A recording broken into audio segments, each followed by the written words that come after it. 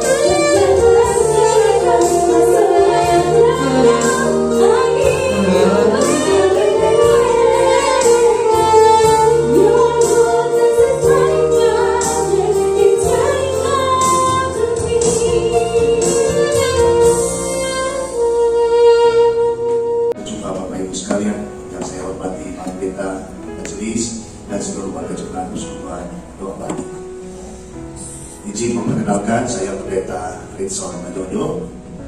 Jadi yang kesaksian adalah saya, bukan Dedi. Gak apa-apa. Ya. Saya mengalami kebutaan tahun 99 April. Waktu itu usia saya 24.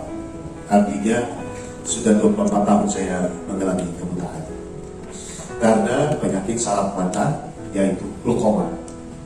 Glaukoma ini penyebab kebutahan nomor 2 di dunia, termasuk di Indonesia. Belum pernah belum diketemukan penyebab utamanya. Jadi random, bisa karena kecelakaan, bisa karena keturunan, bisa karena lain-lain. Juga belum diketemukan cara pengobatannya. Jadi tidak ada cara lain. Maka ketika saya semester 6 di salah satu sekolah tinggi teologi di Jakarta, ketika selesai praktek kerja lapangan di Kabupaten Karawang, pulang masuk kampus lagi, kok agak susah melihat tulisan di papan tulis whiteboard.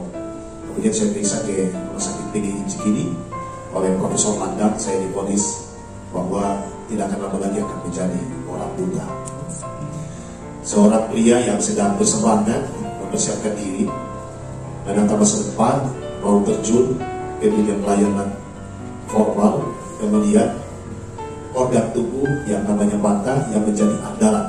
Karena saya suka membaca, satu hari bisa 3 buku.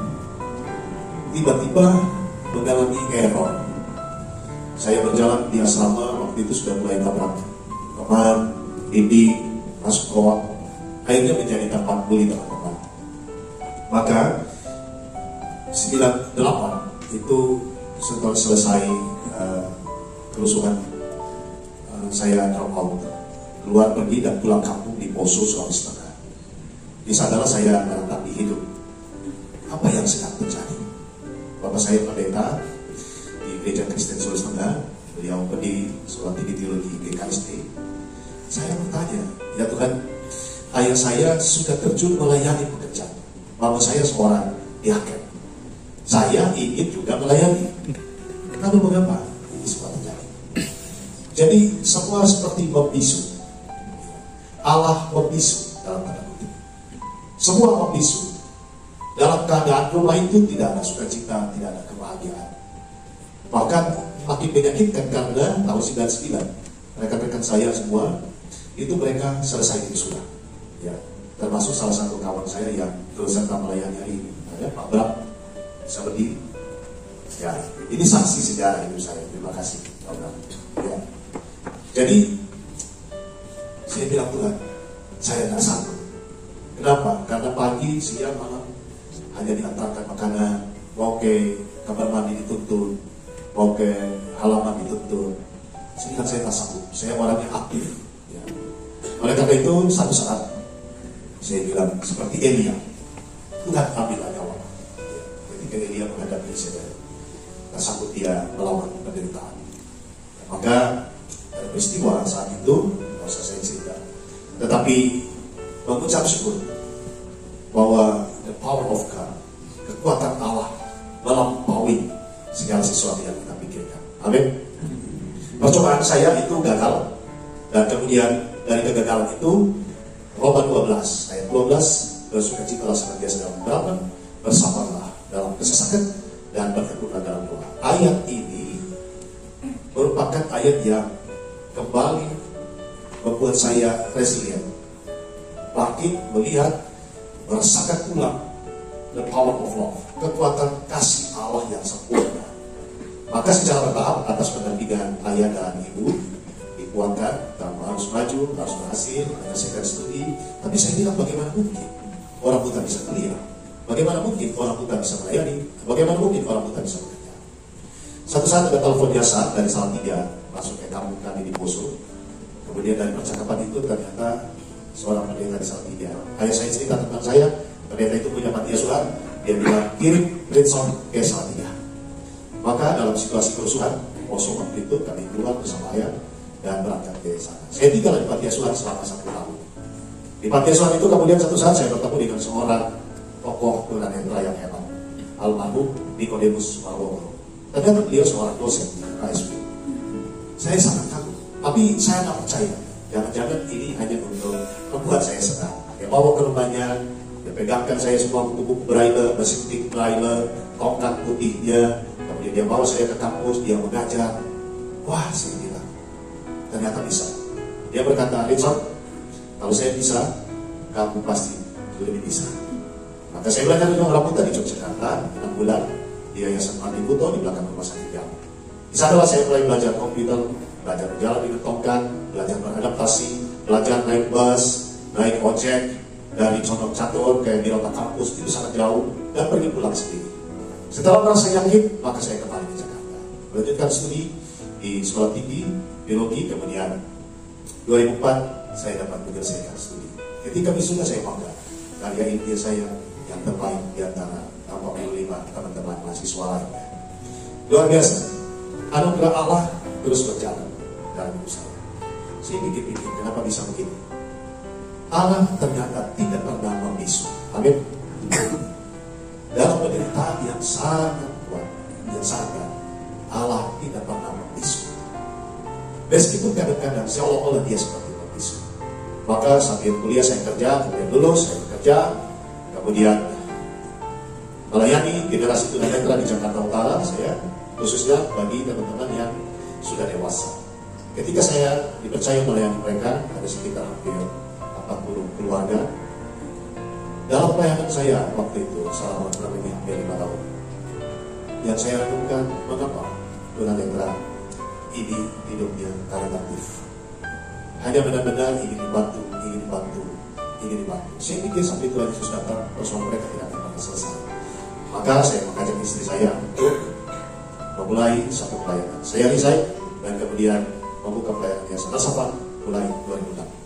Anak pertama kami, anak panti adalah Mas Junjun, pemain keyboard tadi. Bisa berdiri Mas Junjun? Mas Junjun saya ketemukan di Karyatani, Lampung Timur, Desa Nelayan. Ketika kami pelayanan di sana salah satu gereja, ada satu keluarga sederhana nelayan punya 2 anak. Yang pertama Yanto, yang kedua Junjun. Dua-duanya tidak punya bola mata. Maaf ya Jun. Ya. Dua-duanya tidak punya bola mata, dua-duanya tidak bisa bicara. Kedua orang tua itu bilang, Pak, bagaimana anak kami? Saya bilang, saya belum bisa berbuat apa-apa karena saya juga masih mengurusi diri saya sendiri. Tapi istri saya bilang, bawa di Jakarta. Maka kami membawa mereka berdua, yang terus sekolah di Bakti Luhur, Junjun bersekolah di Al-Safa. Apa yang terjadi saudara? Dia tidak bisa bicara dan kemudian sudah bisa bicara. Bahkan prestasi tertingginya juara 3 Piala Klasik se-Provinsi DKI Jakarta. Kemudian di rumah yang sangat sederhana, kontrakan kecil di Rawamangun. Setelah kami berjunjung, kami ambil jatuh, datang lagi Aldin, berdiri Aldin, pemain saksofon. Maka itu, Abang Aldin ini prematur 5 bulan, matanya tidak bisa berkembang. Oleh keluarga ingin dihilangkan dan air buat mereka. Kemudian suatu saat kami melayani Bekasi, kami bertemu, kami doakan. Dia belum Kristen waktu itu, tetapi oleh doa itu dia tersentuh. Katanya, Om, bolehkah saya ikut Om? Saya bilang, kamu sampaikan ke keluarga, pamit ke sekolah kamu, saya siap bawa. Maka saya bawa dia. Tidak mengerti nada, tidak mengerti alat musik, harus dibantu mandi, semuanya dibantu. Tapi saudara, dalam perkembangan saat ini, dia sudah semester akhir di Universitas Terbuka. Tidak hanya itu, Aldin menguasai 15 alat musik. Dan dia juga seorang komposer. Dan saya bangga. Ternyata Allah tidak membisu. Amin. Dalam kegelapan Allah turun bekerja, mendatangkan segala kebaikan-kebaikan yang spektakuler. Maka ketika saya ke Palu, saya bertemu dengan Mutiara Benedikta. Dua bersaudara, adiknya Intan. Mungkin kalau ada ketiga namanya Berlian. Mereka berdua jauh di dusun yang sangat sederhana, dari keluarga yang sangat sederhana. Dia punya banyak cita-cita tapi tak sampai. Ketika saya memberi pelatihan di SLB di Palu, pelatihan komputer, dia berkata, Pak, bolehkah saya ikut Pak ke Jakarta? Saya bilang, kamu izin sama orang tua, kamu izin sama sekolahmu, kalau semua beres saya bawa, saya biayai supaya kamu bisa sekolah. Saudara, apa yang terjadi? Sekarang dia sedang skripsi di STT Jeffrey, Jakarta. Tidak hanya itu, 2017 Mutiara menjadi delegasi Indonesia ikut kompetisi lagu-lagu Seriosa di Ceko, Eropa Timur. Boleh salah satu lagu sepenggal ya, lagu Seriosanya. Di sana mereka lomba bahasa Rusia, Italia, dan Jerman. Bapak Ibu pilih lagu mana? Italia boleh ya? Oh, silakan dia sepenggal saja.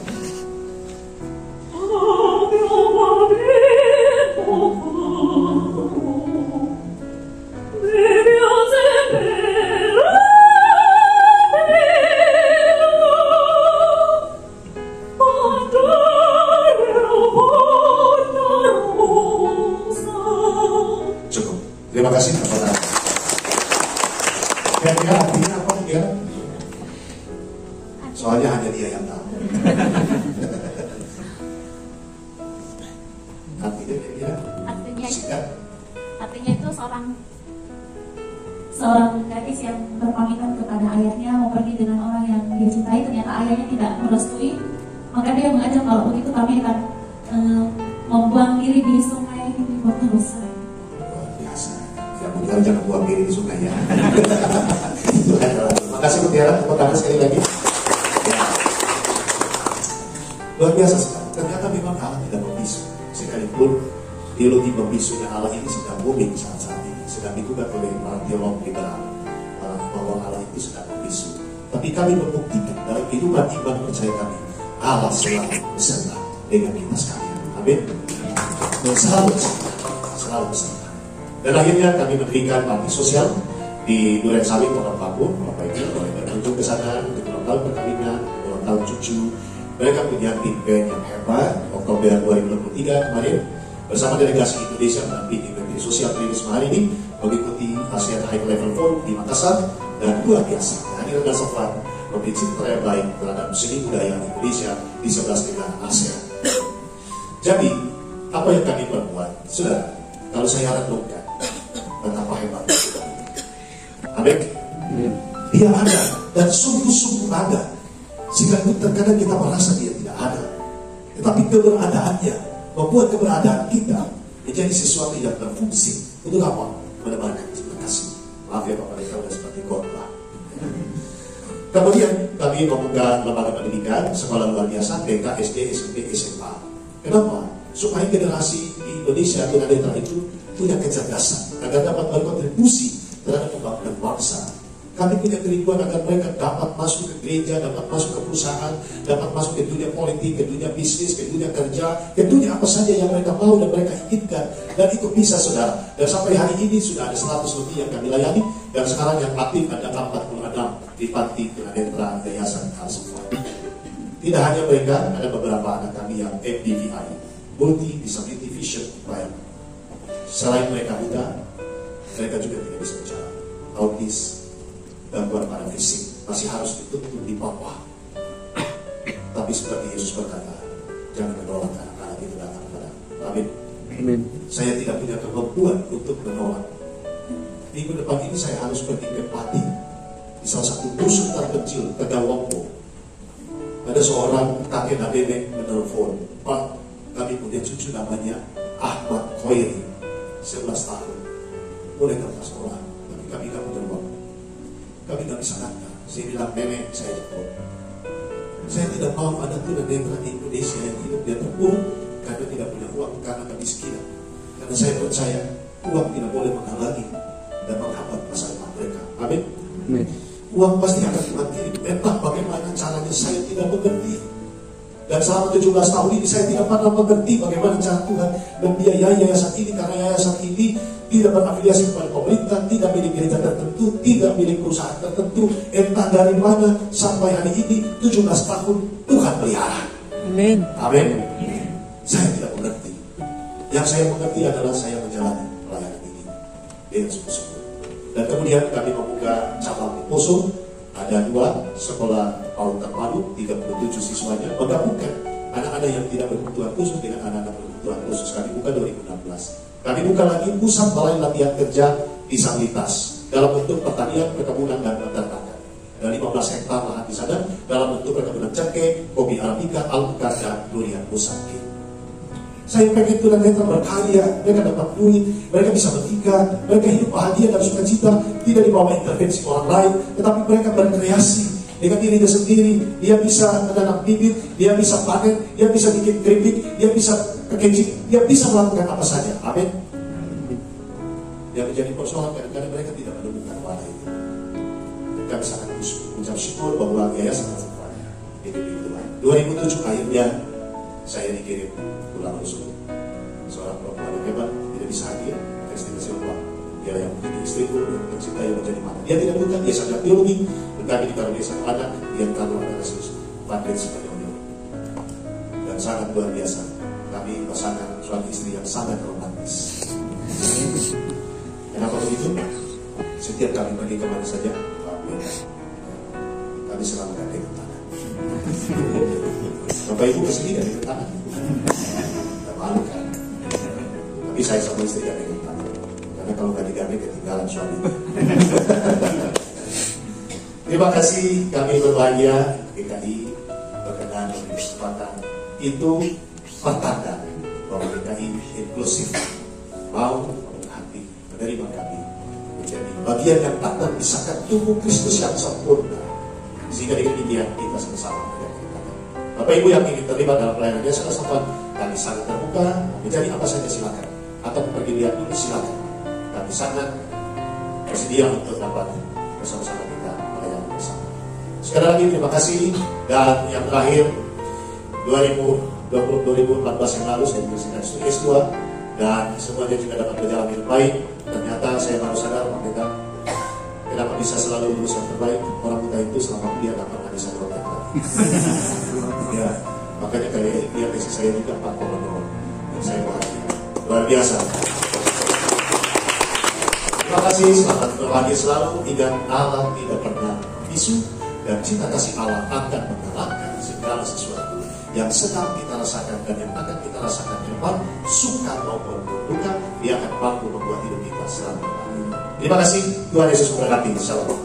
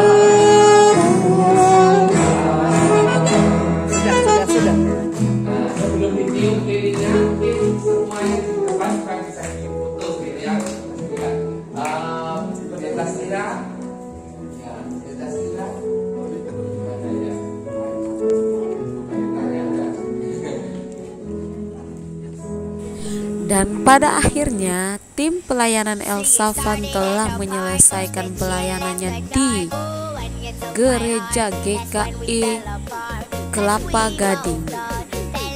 Dan sekarang tim pelayanan El Safan akan melanjutkan perjalanannya menuju ke Jatiluhur, Jawa Barat untuk pelayanan selanjutnya. Saksikan terus perjalanan pelayanan kami.